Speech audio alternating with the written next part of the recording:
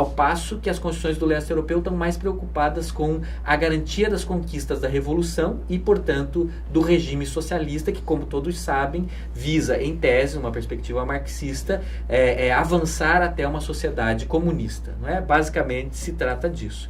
Então, de certa maneira, os sistemas ocidentais são mais liberais, são considerados, pela maioria dos autores, sistemas mais liberais, no sentido que eles protegem mais os direitos e as liberdades e estabelecem mais garantias. Ao passo que os sistemas sovietizados, eles estão mais preocupados com a transformação da sociedade através da revolução para o socialismo e rumo ao comunismo, e, portanto, eles funcionalizam os direitos, eles funcionalizam as liberdades, eles não desenvolvem da mesma maneira as garantias. Então, para alguns autores, essa é uma diferença significativa, né?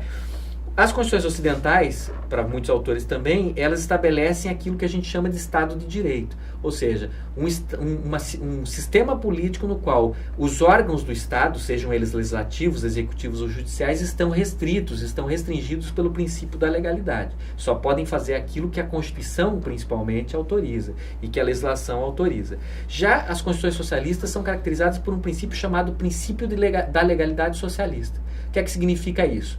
A legalidade nos sistemas socialistas é interpretada à luz do marxismo, ou seja, a lei é parte da superestrutura e responde, assim, às demandas da estrutura. Se a reformulação das relações de produção que fazem parte da estrutura exigem adaptações na superestrutura, inclusive no direito, o direito tem que se adaptar às necessidades da revolução. Ou seja, é muito difícil pensar que numa perspectiva soviética, numa perspectiva marxista, você pensar num princípio de legalidade mais estrita, como é o caso da concepção do Estado de Direito ou do rule of law no Ocidente. Né? Então, nesses sistemas sovietizados, a ideia é que a legislação segue a revolução e, portanto, o princípio da legalidade socialista significa uma legislação mais dúctil, mais maleável e, portanto, menos rígida. Não é, portanto, o equivalente da noção ocidental de Estado de Direito ou de rule of law, governo do direito, governo das leis. A essas duas características se associa a terceira. Se nas constituições ocidentais os meios jurisdicionais de garantia de direitos fundamentais, ações constitucionais, writs constitucionais como habeas corpus, mandado de segurança, writ of injunction, direito de amparo, né, são mais aperfeiçoados, nos sistemas soviéticos, em geral, esses meios jurisdicionais de proteção, essas garantias fundamentais, são menos desenvolvidos. Isso é algo que muitos autores apontam também como um critério distintivo entre o constitucionalismo ocidental e o constitucionalismo soviético. De outro lado, os autores costumam afirmar que no Ocidente o poder pertence ao povo, né? Ao passo que nos sistemas sovietizados as liberdades estariam sujeitas, de certa maneira, aos interesses do proletariado, ou seja, dos camponeses e dos operários. Aqui talvez a gente precise fazer uma primeira ressalva, porque o poder pertence nos sistemas ocidentais idealmente ao povo. Mas as democracias ocidentais são democracias representativas. Significa dizer, elas são democracias baseadas em um processo eleitoral, sem significativo controle dos representantes eleitos após a eleição por parte do eleitorado. Não existe mandato imperativo e não existe direito de revogação na maioria dos sistemas. E, por consequência, esse poder pertence ao povo, que ali no slide encontra-se entre parênteses, é algo que é, em grande medida, ficcional. Nós sabemos que a democracia representativa, a democracia moderna, ela tem uma série de limitações. Então, nós não podemos também idealizar as democracias ocidentais. Na prática, quem exerce o poder nessas democracias, ao que parece, nas leituras mais realistas, são os representantes eleitos. O povo tem meios tímidos ainda de intervenção sobre as decisões na maior parte das democracias contemporâneas, então nós não podemos também idealizar, né, os sistemas ocidentais. Outra característica distintiva apontada por muitos autores é o fato de que as constituições ocidentais estabelecem uma separação de poderes como um princípio estruturante do Estado.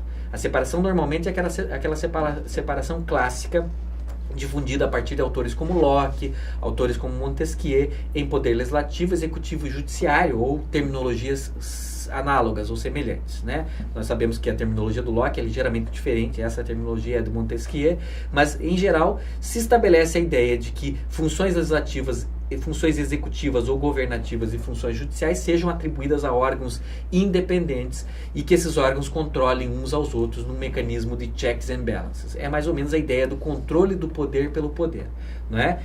Isso é um princípio que no constitucionalismo sovietizado é visto como um princípio burguês. E é um princípio, portanto, que não é admitido. Ao contrário dessa visão baseada em separação de poderes, os sistemas soviéticos pregam um sistema de unicidade do poder. O que significa isso? Não há separação dos poderes. Pelo contrário, são os órgãos de representação, são as assembleias representativas de camponeses e operários, ou seja, do proletariado, que é a classe revolucionária, que devem exercer o poder de uma maneira una. A gente sabe que durante a existência da União Soviética, esses órgãos eram chamados sovietes. Os sovietes eram assembleias de camponeses e operários que se estruturavam numa hierarquia piramidal, desde os sovietes de base, de local de moradia ou local de trabalho, até o soviete supremo, e formalmente eram esses órgãos que detinham todas as funções, sejam elas legislativas, sejam elas executivas, sejam elas judiciais. É claro que na prática quem detinha o poder era o Partido Comunista, e que o exercia através de outros órgãos. O Soviete Supremo ele figurava mais como um órgão formalmente soberano, mas na prática parece que o Partido Comunista era o principal centro de decisão. Essa é outra característica normalmente associada ao constitucionalismo soviético. O fato de serem regimes de partido único, e esse partido normalmente é um partido institucionalizado, um partido que, de certa maneira, é tornado parte do Estado. Então, nós temos aí uma ressalva a fazer. Mas, de modo geral, ao princípio dogmático da separação dos poderes típico do constitucionalismo ocidental, corresponde um princípio contraposto, diametralmente contraposto, que é o princípio da unicidade do poder nos sistemas sovietizados. Por fim, os sistemas ocidentais, eles estão normalmente baseados no que a gente chama de governo representativo. O que é o governo representativo? É aquele no qual o eleitorado normalmente tem funções de eleger, mas não funções de decidir.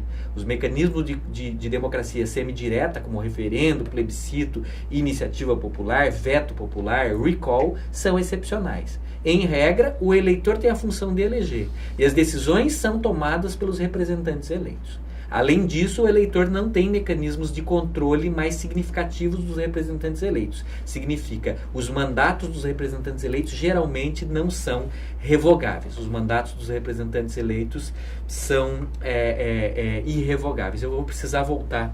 Eu bati sem querer no mouse. O que são os sistemas de governo representativo? São esses sistemas nos quais o eleitor, em geral, tem a função de eleger, mas não tem a função de decidir. Significa dizer que essas hipóteses da democracia semidireta, em que o eleitor decide certas matérias, como, por exemplo, referendo, plebiscito, iniciativa popular, veto popular ou direito à revogação, são excepcionais. A regra nesses sistemas, nessas democracias ocidentais, é o governo representativo. Significa dizer, o eleitor elege, mas quem decide as questões de maneira autônoma são os representantes eleitos. E, além disso, o eleitor não possui, em regra, direito de revogação do mandato desses representantes eleitos. Então, esse é o típico governo estabelecido pelas democracias que são contempladas pelas constituições de tipo ocidental. As constituições socialistas, elas rejeitam esse tipo de democracia e elas adotam uma teoria mais russoniana, Ou seja, existe uma influência aqui do pensamento do Rousseau e de um pensamento mais radical, digamos assim, Ela rejeita o princípio do governo representativo e ela trata, portanto, o governo como um governo baseado em um mandato imperativo e irrevogável.